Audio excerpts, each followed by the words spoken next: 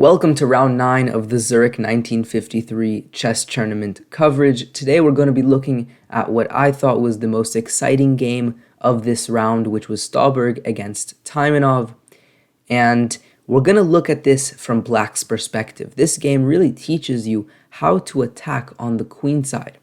It's the most fun when you can attack the king directly, but chances are you're not going to be able to carry out a kingside attack every single game. So it's really important to also know how to attack pawns, how to attack weaknesses that exist on the queen side. So let's go ahead and dive into this game. We're going to look at this from Black's perspective. So Black played the Queen's Indian here with b6, and after the move g3, we have the move bishop to a6, a very thematic idea in Nimzo Indian, Queen Indian positions where you fianchetto your bishop, seem to fianchetto your bishop by playing b6, but actually put it on a6 instead, because c4, as it turns out, is a great weakness in these sort of positions. And it doesn't give white the luxury to develop because they're simply going to lose a pawn, and so white has to react to this. They play queen to a4, with the main point being you can't really develop this knight because you lose your bishop, so the knight here is going to have a little trouble getting into the game. Now here we have bishop to e7, which is a more passive approach to the position, also very much possible with c5, really highlighting the fact that the queen left to a pretty strong square, but now it's less centralized, so there's less pressure along the d-file, so d5 is no longer possible. So this would have posed more problems for white, but bishop e7 is perfectly normal and fine as well. Bishop to g2, we have castles, knight to c3, and now c6, with a few purposes. First of all, closing and shutting off this diagonal from the bishop, also preparing potential moves like d5 or b5, which would give black more space on the queen side and also give black the initiative, and that is what you are really fighting for in these early stages of the game. Now knight to e5 was played, simply putting the knight on a really good square, targeting some potential weaknesses, also opening up the bishop. There isn't necessarily a direct tactical idea white is going for, but it's simply improving the position, and tactics stem from good positions. You don't go for the tactic immediately. First, you need a good improved position. Now here, queen to e8, a very mysterious looking move was played, but the purpose is revealed really shortly. We have castles and now d5. And the point is, this diagonal here between the two queens is a really meaningful one in this opening. There's just a lot of tension, a lot of possibilities for something to happen on this diagonal. So d5 opens up the diagonal just a little bit. And if white were to take, you can now take with the c-pawn and suddenly question the queens. White doesn't really want to trade if they're going for the win, so they have to retreat, and now your queen can really activate maybe along this diagonal. The knight can come back into the game. Black starts to untangle from this pretty tied down position. The second purpose is preparing the move b5, assuming that this pawn will not take and allow that to happen. b5 is a really good way for black to grab the initiative in the game. And here, rook to e8, rook to e1 was played, and immediately b5. Black expands, we have takes, pawn takes, and after the queen retreats, now black continues to expand with b4. And the knight has to really retreat to a horrible square all the way back to b1, and we can see that black not only has more space on the queen side, but look at these queenside pieces all on the back rank. It's going to take white a good chunk of time to develop all these pieces, and in the meantime, black's game plan is quite simple. They want to develop these pieces, do something about this setup, but ultimately get rooks over to the c-file, double up on the c-file. It's clear that the c-file is the thing that both players are fighting for. It's the only open file. It's the only file that is really meaningful in this position, especially because the pawn structure is symmetric, meaning that there's no semi-open files for either side to take advantage of, so you really want to focus on the c-file. So knight to c6, knight takes c6, queen takes c6, black does indeed untangle. we have now knight to d2, and now queen to b6. Pressuring the pawn, and also you really want a rook on the c-file, not really a queen, because a queen, for instance, can never really take a bishop.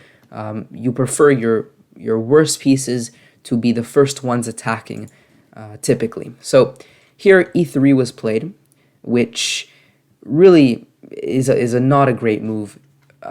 White is trying to trade off these bishops, but first of all, that's not necessarily the right strategy in this position. But secondarily, there was something much more important to do. Knight to b3 here.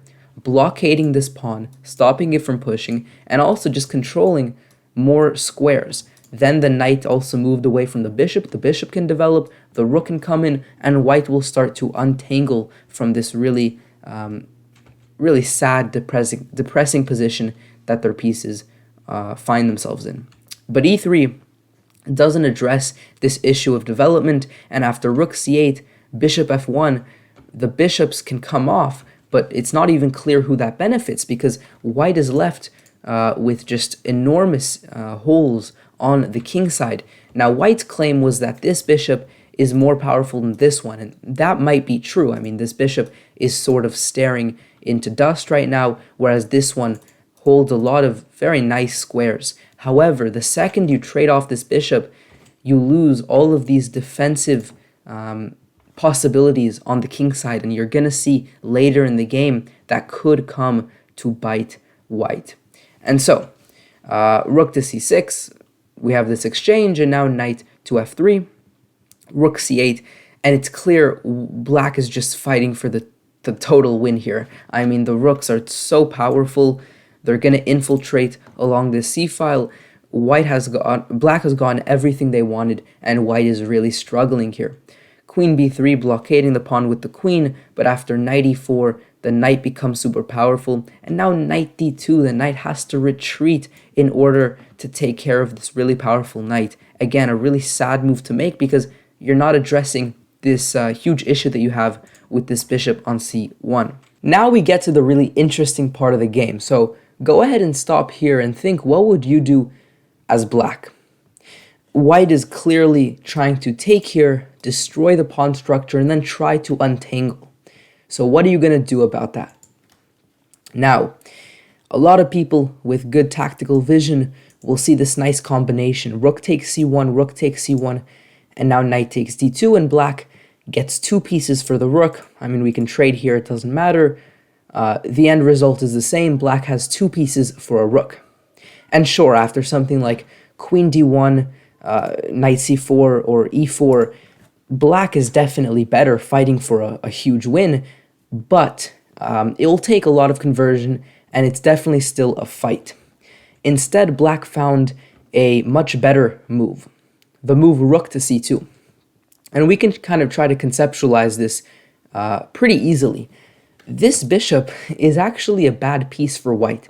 Not only is it totally surrounded by its own colored pawns, but more than that, it's also stopping the coordination between the rooks. It's stopping the rooks from being able to control the c-file as well and oppose the control that black has over the c-file. It's just a horrible piece. It's really uncoordinating the entire white army.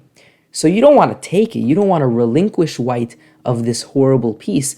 Instead, you kind of torture white. You go rook to c2, and sure, your pawn structure takes a little hit, but the bishop is so bad here.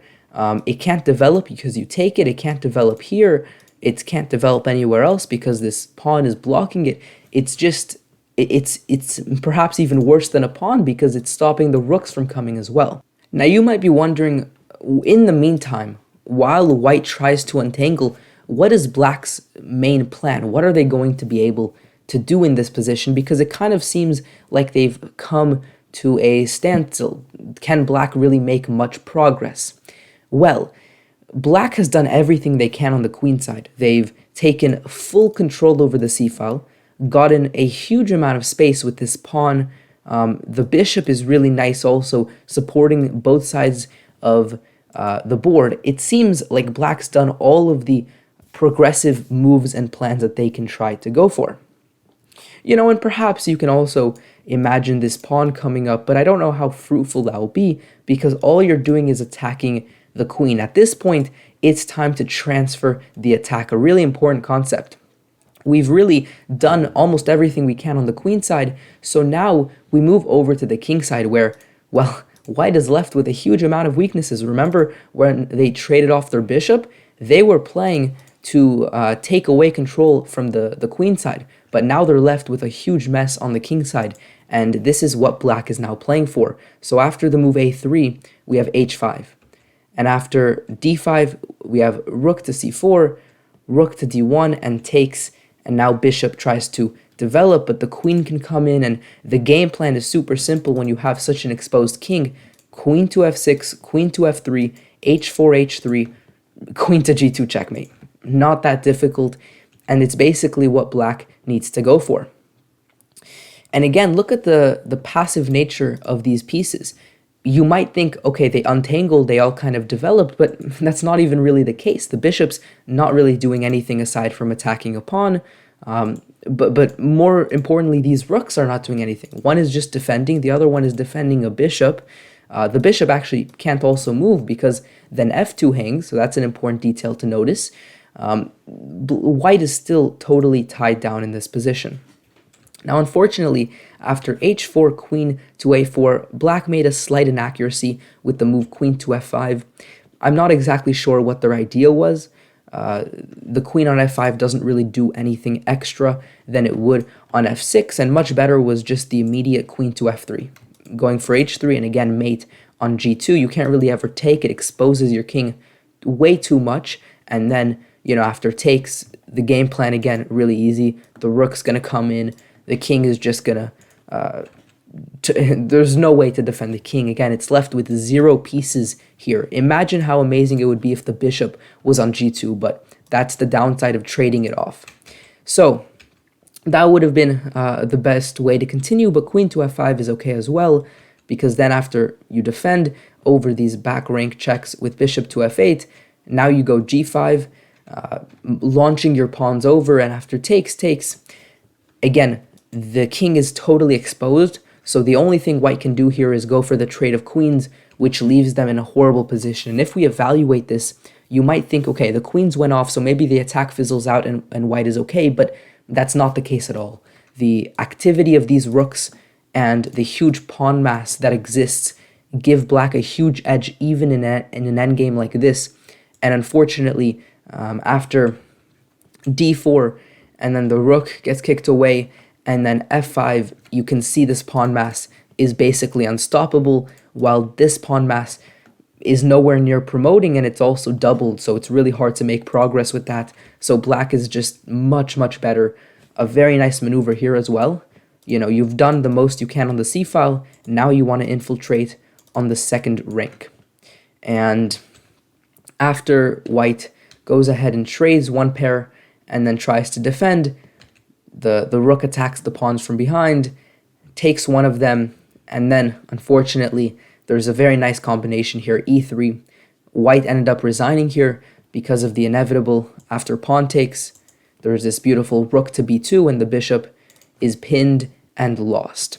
So a really, really nice game where you went from a really calm position where black might even be worse in the opening because it doesn't look like black really has that much space, but then this really nice idea of queen to e8 with the ultimate b5, b4 idea, getting the initiative, getting space, and developing the pieces smoothly, and then recognizing that the c-file is what you want to play for in a position like this, and with the weaknesses on the king side, with the infiltration on the second rank and the c-file, and with the ability to swing over to the king side, and of course the final pawn mass that black was left with, black simply took over control of the game. A really well-played game. Hopefully you guys enjoyed this one. Subscribe if you're new around here, like this video if you learned from it, and I will see you next time. Peace out.